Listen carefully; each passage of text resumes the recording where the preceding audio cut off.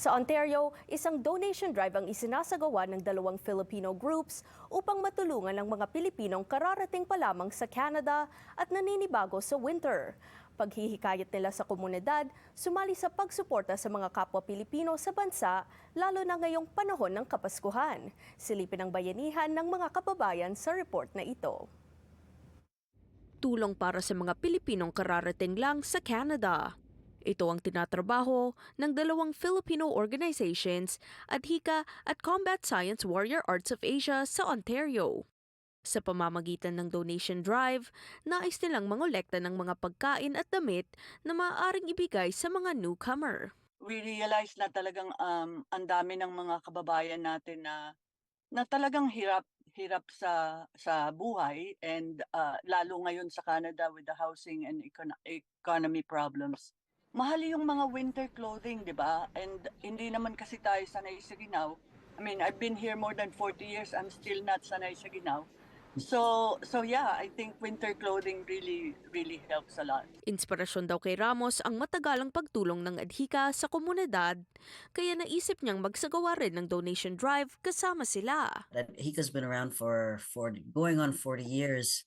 I can't help but emphasize that it's been a big part of my growing up, and having known Tita Nora since the 90s and the work that her and Adhika has done, I just hope to be able to help carry on its legacy in giving back to our kababayan and future generations. Ilang linggo pa lamang silang nangongolekta ng mga gamit, pero anila, dumadami na ang mga nakakalap nilang donasyon.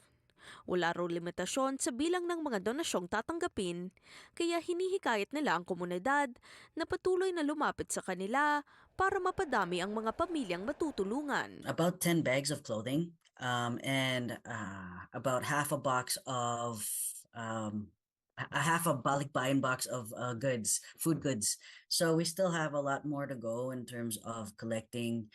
Maybe ilang peraso yung sapatos, but the majority are sweaters, jackets that I've received. Para naman kay Angeles, layo niyang mapagaan ang buhay ng mga bagong dating sa Canada dahil alam niya raw ang pinagdadaanan nila. The thing is, as immigrants, all of us have had struggles, and the reason why we wanted to help is because we know that newcomers are struggling, especially now.